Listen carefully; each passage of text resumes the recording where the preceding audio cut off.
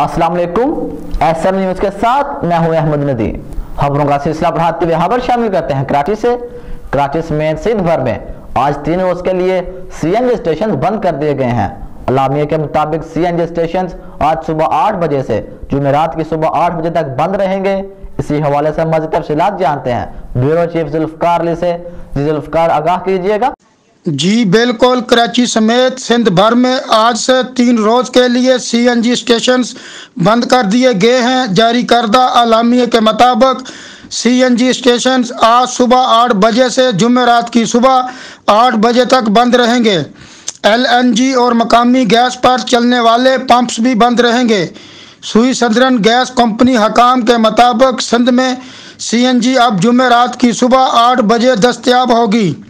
वाज़ेह रहे कि एक हफ्ते की बंदिश के बाद गुज़श्ता रोज़ सुबह 8 बजे 24 घंटे के लिए सीएनजी स्टेशन खोले गए थे, जिन्हें आज सुबह दोबारा बंद कर दिया गया है। जी बहुत शुक्रिया जुल्फकार, तफसीलात से आगाह करने के लिए।